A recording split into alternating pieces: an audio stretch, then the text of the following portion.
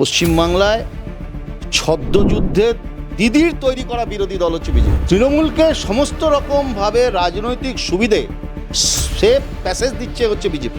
পশ্চিমবাংলায় মমতা বন্দ্যোপাধ্যায়ের আশীর্বাদ ধন্য দল হচ্ছে বিজেপি। তাই মুকুলরা ঠিক বলেছেন, যাহা বিজেপি তাই তৃণমূল। আমরা বলছি পশ্চিমবঙ্গে হিন্দু মুসলমান কারা করছে? গল্পের গরু গাছে ওঠাতে ওঠাতে বিজেপি এখন মানুষকে এত ধোকা দিচ্ছে, এত ভাওতা দিচ্ছে যে তৃণমূল আর বিজেপি একজন অপরজনের পরিপূরক। 2011 সালের পর থেকে আমি প্রশ্ন করছি আপনার, 2011 সালের পর থেকে পশ্চিমবাংলার একটা তদন্ত বলতে পারবেন? ইভেন এ সিঙ্গেল একটা ইনভেস্টিগেশন যে সিবিআই ইডি দিনের আলো দেখিয়েছে। দিল্লির কংগ্রেস আর বাংলার কংগ্রেস বলে আলাদা কিছু নয়। রাজ্যের কংগ্রেস সর্বগ্রাসী রীতি তৃণমূল। আপনি গোয়াতে গিয়ে দিচ্ছিলেন না মেয়েদের 5,000 টাকা করে? তো বাংলাতেও দিন। শুভঙ্কর সরকার প্রদেশ কংগ্রেসের সভাপতি হবার পরে এই প্রথম কেন্দ্রীয় নেতৃত্বের সঙ্গে বৈঠকে বসেন এবং সেই বৈঠক থেকে যে প্রশ্নটা মনে হয় প্রত্যেকের মনে আছে, মনে আসছে এই মুহূর্তে, তবে কি বাংলায় প্রদেশ কংগ্রেসের যে রাজনীতির রীতি রয়েছে সেটা কি এবার বদলাবে কিছু? না, তা একেবারেই নয়। নতুন সভাপতি হওয়ার পরে আপনারা জানেন যে অনেকবার কেন্দ্রীয় নেতৃত্ব বাংলায় এসেছেন এবং আলোচনা হয়েছে। আমরা প্রদেশ স্তরে বহুবার আলোচনা করেছি, সভাপতি লেভেলে, জেলা সভাপতি লেভেলে, প্রদেশ নেতৃত্বের লেভেলে অবজারভার আসছেন, কথা হয়েছে, সবই হয়। কিন্তু বিষয়টা অন্য। বিষয়টা হচ্ছে আমাদের রাজ্যে পরিবর্তিত পরিস্থিতি হচ্ছে, রাজ্যে সামনের বছর ভোট। তো যে কোনো রাজনৈতিক দলের নির্বাচনটা একটা পরীক্ষা।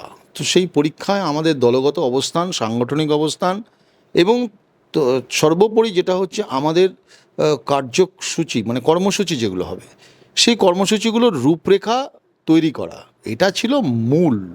সংগঠন, কর্মসূচি, মানুষের পাশে থাকা, মানুষের ইস্যুগুলোকে আইসোলেটেড করা, ঠিক জায়গায় নিয়ে আসা, এটাই হচ্ছে বিষয়। আর বাইরে আর কিছু নেই। আচ্ছা, হাইকমান্ডের তরফ থেকে যেটা বলা হয়েছে যে দিল্লিতে বা কেন্দ্রে বিরোধিতায় তৃণমূলে পাশে থাকবে, কংগ্রেস একসঙ্গে বিরোধিতা করবে, সেখানে রাজ্যে দেখা যাচ্ছে অন্য চিত্র। তো কোথাও সাধারণ মানুষের মধ্যে কি একটা জটিলতা তৈরি হবে না?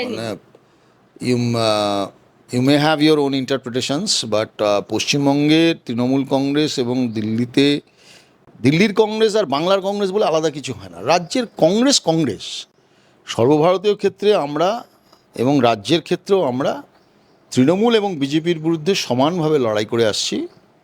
সেই লড়াইয়ে, এই বায়নারির বিরুদ্ধে লড়াই, বাংলার মানুষকে সাথে নিয়ে রুটি রুজি রোজগারের প্রশ্নে তৃণমূলের বিরুদ্ধে লড়াই, আপসীন সংগ্রামে কংগ্রেস কর্মীরা ছিল, আছে এবং থাকবে।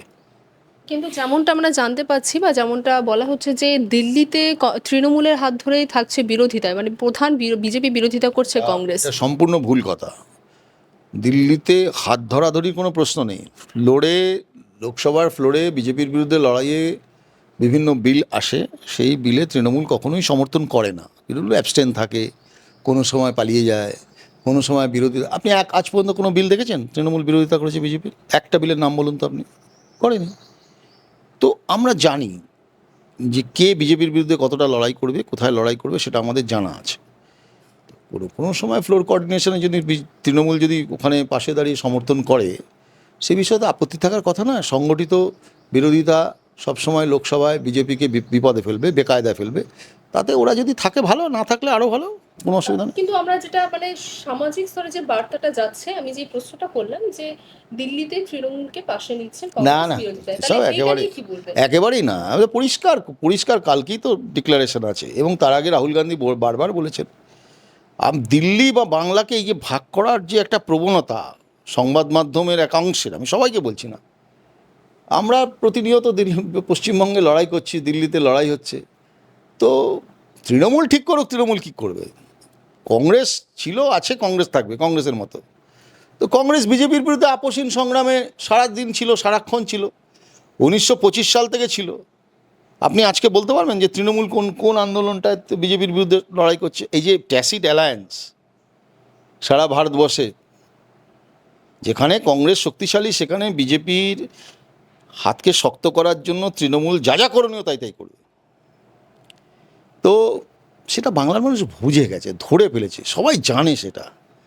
কিন্তু রাজনীতিতে পশ্চিমবাংলায় তৃণমূলের যে অপশাসন, দুর্নীতি, চুরি, লুটপাট, খুন, এবং তার সঙ্গে আমাদের কর্মীরা প্রতিনিয়ত ঘর ছাড়া বাড়ি ছাড়া আক্রান্ত। আমাদের দলের কর্মীদের মারা হয়েছে, খুন করা হয়েছে, ডেসিমিনেট করার চেষ্টা হয়েছে, পার্টি অফিস দখল করেছে, পুরো পার্টিটার এমএলএ থেকে শুরু করে কাউন্সিলর থেকে শুরু করে পঞ্চায়েত পুরসভা কিচ্ছু রাখেনি, সব দখল করেছে। সর্বগ্রাসী রীতি তৃণমূলের। তারপরেও আপনারা বলছেন যে আমাদের সাথে তৃণমূলের কোথাও অ্যাডজাস্ট, কখনোই নয়। কিন্তু আমরা ঘুরিয়ে প্রশ্ন করছি যে তৃণমূল আর বিজেপি বাংলায় কী করছে, এই যে ছদ্মযুদ্ধটা দেখাচ্ছে। আপনি বলুন তো 2011 সালের পর থেকে, আমি প্রশ্ন করছি আপনাকে, 2011 সালের পর থেকে পশ্চিমবাংলার একটা তদন্ত বলতে পারবেন, ইভেন এ সিঙ্গেল একটা ইনভেস্টিগেশন যে সিবিআই ইডি দিনের আলো দেখিয়েছে? হয়েছে? হয়নি। কে কে মানে বলছেন কোনো এক অভিষেক বন্দ্যোপাধ্যায় হিম্মত নেই বলার, সাপ্লিমেন্টারি চার্জশিটে নাম লিখছেন। শুভেন্দুবাবুরা উত্তর দিতে পারছেন? দিচ্ছেন শুভেন্দুবাবুরা একটা জবাব? চিটফান্ডের মালিকরা আকাশের তারা গুনছে সন্ধ্যেবেলায়, সারাদিন ঘুরে বেড়াচ্ছে, একটা তদন্ত দিনের আলো দেখে না। আরজিকর থেকে শুরু করে শিক্ষা দুর্নীতিতে সমস্ত নেতা, তৃণমূলের বড় বড় নেতারা দিদির আর দাদার দয়ায় বাইরে ঘুরে বেড়াচ্ছে। পশ্চিমবাংলায় ছদ্মযুদ্ধে দিদির তৈরি করা বিরোধী দল হচ্ছে বিজেপি। পশ্চিমবাংলায় মমতা বন্দ্যোপাধ্যায়ের আশীর্বাদ ধন্য দল হচ্ছে বিজেপি। আজকে বিধানসভায় কংগ্রেস এবং বামেরা শূন্য। আপনি গত 7-8 বছর ধরে আপনি বলুন একটা বিল, এই যে শিল্পায়ন নেই, পশ্চিমবঙ্গে সবথেকে বেশি পরিযায়ী শ্রমিক, মাথাপিছু রোজগার সবথেকে কম রাজ্যে, একটা শিশু জন্মালে তার 65,000 টাকা মাথার উপরে দাঁড়। বিজেপিকে শুনেছেন কোনোদিন আপনি একটা প্রশ্ন তুলতে বিধানসভায়? একটা সিঙ্গেল কোয়েশ্চেন? বিধানসভায় এখনো ধর্ম সংখ্যা বড় হয়ে, তার মানে এটা কি? This is called political polarisation, competitive political polarisation করছে। এ তো নির্বাচিত অঙ্ক, এ তো নির্বাচিত ছক, আরএসএসের নাগপুরে তৈরি করা প্লট। সেই নাটকের অংশীদার হচ্ছে মাননীয় মুখ্যমন্ত্রী এবং শুভেন্দু অধিকারীরা। তারা এই প্লটটা এখানে ইমপ্লিমেন্ট করছে, ভোটটাকে বাইফার্কেট করার চেষ্টা করছে। তুমি হিন্দুদের দায়িত্ব নিয়ে নাও, আমি মুসলমানদের দায়িত্ব নিয়ে নিলাম। মানুষের, হিন্দুদেরও ঘরে খিদে পায় না, আর মুসলমানদের ঘরের ছেলেদেরও চাকরি জোটে না। আসল বিষয়টাকে মাটি চাপা দিয়ে কবর খুঁজছেন বিরোধী দল বিজেপি, আর তাতে মাটি চাপা দিচ্ছেন তৃণমূল কংগ্রেস। তৃণমূলকে সমস্ত রকমভাবে রাজনৈতিক সুবিধে সেফ প্যাসেজ দিচ্ছে হচ্ছে বিজেপি। আর শুধু বড় বড় কথা বলছেন বাংলায়। কালকে শুনলাম বলছেন বিরোধীদের এখানে কোনো মিটিং মিছিল করতে দেওয়া হয় না। এটা কি নতুন নাকি? আমাদের পঞ্চায়েতের ছেলেরা খুন হচ্ছে, হ্যাঁ আপনাদেরও হয়েছে, কিন্তু আপনার দল তো দিল্লিতে আছে। স্বরাষ্ট্রমন্ত্রী কার? তৃণমূলের। স্বরাষ্ট্রমন্ত্রী কার? কংগ্রেসের। স্বরাষ্ট্রমন্ত্রী কার? আম আদমি পার্টির, তো বিজেপির। কেন ব্যবস্থা নিচ্ছেন না? কেন ব্যবস্থা নিচ্ছেন না পশ্চিমবঙ্গে? গল্পের গরু গাছে ওঠাতে ওঠাতে বিজেপি এখন মানুষকে এত ধোকা দিচ্ছে, এত ভাওতা দিচ্ছে যে তৃণমূল আর বিজেপি একজন অপরজনের পরিপূরক, সেফ প্যাসেজ দিচ্ছে। আপনি বলুন না, এই রাজ্যে বাজেট নিয়ে কোনো আলোচনা হচ্ছে?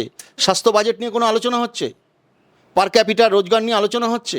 শিল্পায়নের নামে বাংলায় প্রতিবার একটা করে সম্মেলন হয়, হাজার হাজার অতিথি আসছে, গেস্ট আসছে, খাওয়া দাওয়া, 5,000-6,000 টাকার করে প্লেটে খাওয়া, লাইট জ্বলছে, আলো জ্বলছে। মৌ স্বাক্ষরিত কত হচ্ছে? যা হচ্ছে তার ইনভেস্টমেন্ট কত হচ্ছে? 0.2%। 100-র মধ্যে 0.2%। শুধু বড় বড় গল্প দিচ্ছেন, শুধু বড় বড় গল্প। যেমন তৃণমূল তেমন বিজেপি। তাই মুকুলরা ঠিক বলেছেন, যাহা বিজেপি তাই তৃণমূল। আমরা বলছি না। মানে আপনি এটাই তাহলে মানে যেটা বলছেন যে কেন্দ্র এবং রাজ্য উভয়ের তরফ থেকে আপনারা আমরা লড়বো।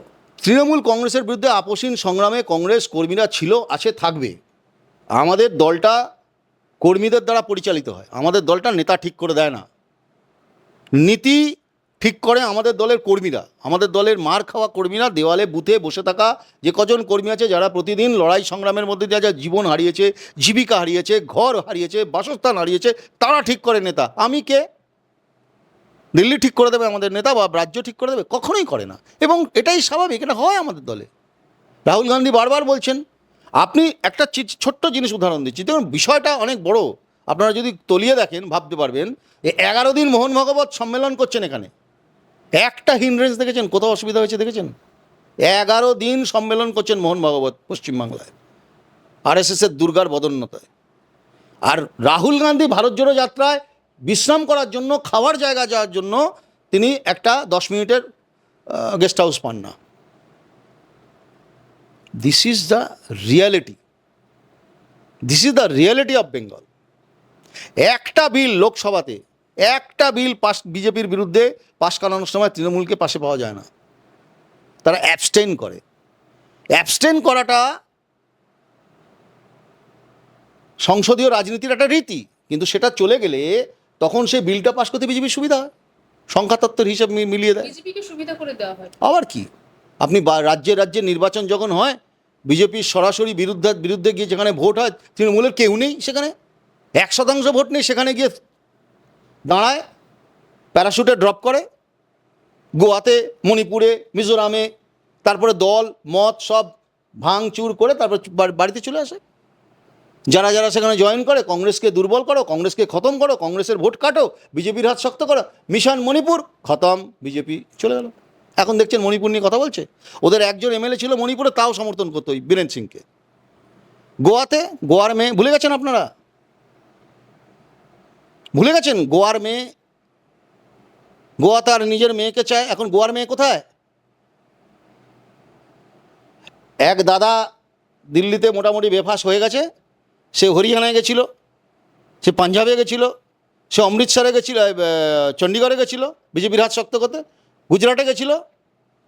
আর এদিকে আরেক ভাই, মানে কুম্ভমেলায় হারিয়ে যাওয়া 2 ভাই বোন আর কি, আরএসএসের। ধরা পড়ে এগুলো। মানুষ একটু সময় লাগে, সবটা সামনে আসে না, প্রকাশ্যে আসে না, একটু সময় লাগে। এখন বুঝে যাচ্ছে মানুষ। আপনি বলুন না আমাকে যে গোয়াতে তৃণমূলের কী সংগঠন ছিল, গোয়াতে নির্বাচন লড়তে গিয়ে কার হাতকে শক্ত করেছে, তবেই না সবাই মানে বাইরে। সিবিআইডি তাই তো ধরে না, তো কিছু দেবে কিছু নেবে, দেনার পাওনা এতেই তো চলবে। আগামী বিধানসভা নির্বাচনে কি একই চিত্র মনে হচ্ছে দেখবেন? এই কি বায়নারি তো করছে। পশ্চিমবঙ্গে তো ভাগের রাজনীতি, পশ্চিমবঙ্গে হিন্দু মুসলমান কারা করছে? পশ্চিমবঙ্গের মানুষের এই দুর্দশা, অবনতি, মানে যে আগামী দিন এত ভয়ঙ্কর আসছে মানুষের, তার দায় বিরোধী দল বিজেপি এবং সরকারি দল তৃণমূলকেই নিতে হবে। একজন বলছে জগন্নাথ মন্দির করো, একজন বলছে বাবরি মসজিদ করো, একজন বলছে করো, দীঘাতে আমরা বাবরি মসজিদ করবো পাশে। তার মানেটা কি? আমাদের রাজ্যের বেকারের গ্রাফ সব থেকে উপরে, ছেলে মেয়েগুলো কি মন্দিরের সামনে ভিক্ষে করবে? মসজিদেরও দাবি উঠছে দীঘাতে। হ্যাঁ, তো করবে তো। তার মানেটা হচ্ছে আপনি এটা দাবি করুন, আমি ওটা দাবি করব। ধর্মপ্রাণ মানুষকে বিভ্রান্ত করার সমূহ প্ল্যান হচ্ছে আরএসএসের। তুমিও থাকো, আমিও থাকি। তুমি বিধানসভায় দেখে নাও, আমি লোকসভায় দেখে নেব। এখানে তুমি, ওখানে আমি। তো এই গটাপটা, এই বাংলার এই গটাপ, এই খেলাটা মানুষ ধরতে পারছে আস্তে আস্তে। সময় লাগে, বাংলায় একটু সময় লাগে, কিন্তু ধরতে পারে মানুষ। আপনি বলুন না, এই যে শুভেন্দুবাবু এত যে বিষোদ্গার করছেন, এত যে চক্রান্তমূলক একটা সম্প্রদায়ের বিরুদ্ধে যেভাবে বিষোদ্গার, হেড স্পিচ ছড়াচ্ছেন, একটা তৃণমূলের নেতাকে দেখেছেন আপনি তার বিরুদ্ধে কোনো কথা বলতে? একটা সরকারিভাবে প্রশাসন তার বিরুদ্ধে কোনো ব্যবস্থা নিয়েছে? নেয়নি। এই নিজের দলের বিধায়কের উপর ব্যবস্থা নিচ্ছেন, সেটা ওই বাধ্য হয়ে ব্যবস্থা নিচ্ছেন, দেখাচ্ছেন দেখো আমিও কত বড় হিন্দু। দেখাতে হবে তো, ভোট এসে গেছে, ভোট তো বড় বালাই, ভোটের আকাশে এখন অবস্থা খারাপ। এই হুমায়ুনবাবু শক্তিপুরের, হুমায়ুনবাবু নির্বাচনের আগে অধীর চৌধুরীর বিরুদ্ধে যে ভাষায়, কুৎসিত ভাষায় ওখানকার মানুষকে বলেছিলেন যে আমরা হিন্দুরা 30%, 70%, আমরা এখানে মাইনরিটি নয়, আমরা এখানে মেজরিটি, বাকিদের সব ভাগীরথীর জলে ভাসিয়ে দিব। এত বড় ঘটনার পরে শক্তিপুরে দাঙ্গা হলো, দেখেছেন আপনি মাননীয় মুখ্যমন্ত্রীকে তার বিরুদ্ধে একবারও ব্যবস্থা নিতে? ও তো জেলে থাকার কথা ছিল, কেন করেনি? অধীর চৌধুরীকে হারাতে হবে, ভোটকে পোলারাইজ করতে হবে। তো it is systemic, organised, plan, scripted, design by RSS implemented by BJP and Trinamool in West Bengal. তাহলে আগামী ভোটে মানে 26শে বিধানসভা নির্বাচনে কংগ্রেসের সাথী কে হচ্ছে? দেখুন, কংগ্রেস এখন ভোটে দেরি আছে, এখনও প্রায় 1 বছর মাস 2 দেরি আছে, আমি যদি খুব ভুল না করি। কংগ্রেস একটু ঘোর গুছিয়ে নিচ্ছে, নিজের ভালো রেজাল্ট করবে এটুকু আপনাকে বলছি। মানুষ এই বিভ্রান্তির মধ্যে মানুষ বুঝতে শুরু করেছেন, ফলে জনতা হচ্ছে শেষ কথা, মানুষ শেষ কথা। একটা দল বা দুটো দল বারবার মানুষকে কখনোই বোকা বানাতে পারে না। 1-2বার বোকা বানানো নিশ্চয়ই যায়, 1-2বার মানুষকে পিছিয়ে ফেলা যায়, মিথ্যে কথা বলা যায়, প্রবঞ্চনা করা যায়, কিন্তু বারবার তো হয় না। তো বাংলার মানুষ বুঝতে শুরু করেছেন যে আমার কাছে প্রায়োরিটি কী। বাংলার এই মুহূর্তে দাঁড়িয়ে বাংলার রোজগার কী, একটা সরকার চলছে, তার রোজগারটা কী? সবথেকে বড় রোজগার হচ্ছে আবগারি দপ্তর, এক্সাইজ, মদ বিক্রি করে, আমি খোলাখুলি করছি। তারপরে হচ্ছে ওই লটারি, তো কোনো ভারী শিল্প নেই, সেখান থেকে ট্যাক্স আসে না। এই রাজ্যটা বেসিক্যালি হচ্ছে আপনার প্রডিউসিং রাজ্য নয়, তো এর এফেক্ট পড়বে না মানুষের ওপরে? আপনি চোখ বন্ধ করে কতদিন বাড়িতে থাকবেন? সারা পশ্চিমবঙ্গটা বৃদ্ধাশ্রমে পরিণত হয়েছে। আপনি খবর নিয়ে দেখুন, আপনারা তো সাংবাদিক। 20 বছর থেকে 40 বছরের ছেলেমেয়েরা বাংলায় আর থাকে না, বৃদ্ধ বাবা মারা এখানে থাকে। কোথায় যায় তারা? কোথায় যায় তারা? মেধা চলে যাচ্ছে, মেধার পলায়ন হচ্ছে, পুঁজিরও পলায়ন হচ্ছে, মেধারও পলায়ন হচ্ছে। এটা হচ্ছে এই রাজ্যের বাস্তব করুণ চিত্র। পরিযায়ী শ্রমিক সব থেকে বেশি। কেন? কি কারণ? কিছু নেই, কর্মক্ষেত্র। কিন্তু ভাংড়া আর ডান্ডিয়া দেখতে পাবেন, খুব ভালো নাচছেন। আমরা মুখ্যমন্ত্রীকে ভাংড়া নাচুন, ভাংড়াও নাচুন, ডান্ডিয়াও নাচুন, খুবই ভালো, ভালো লাগে দেখতে। খেতেও তো দিতে হবে, কাজটাও তো দিতে হবে। আমরা তো চাই আপনার যে প্রকল্পগুলো আছে সে প্রকল্পগুলো থাক বাংলায়, কিন্তু আর 500 টাকা 1000 টাকা নয় দিদি। আমরা বাংলার মহিলাদের যা দ্রব্যমূল্য বৃদ্ধি হয়েছে, তার আমাদের এই রাজ্যে আপনি গোয়াতে গিয়ে দিচ্ছিলেন না মেয়েদের 5000 টাকা করে, তো বাংলাতেও দিন। আমরা চাই আপনি বাড়ান 5000 টাকা। আমাদের দাবি থাকবে লক্ষ্মীর ভাণ্ডারে 5000 টাকা দাও। কিন্তু এবার তো লক্ষ্মীর ভাণ্ডারও বাড়ানো হয়নি। ভাঁড়ের মা ভবানী হলে কোথা থেকে দেবেন? যা রাজস্ব আদায় হচ্ছে তার সবটাই তো শেষ, আর বাদবাকি তো সব সাইফোন করে টাকা তুলছে। তো চুরির ডক্টরেট করবে সব। এরপরে একটা বিশ্ববিদ্যালয় পশ্চিমবঙ্গে যদি ক্ষয় চুরির ওপরে, তৃণমূল ওখানে ডক্টরেট হয়ে যাবে সব। তো এই তো রাজ্য। বাংলা হান্টের আরও খবর দেখতে নজর রাখুন। বাংলা খবর মানেই বাংলা হান্ট।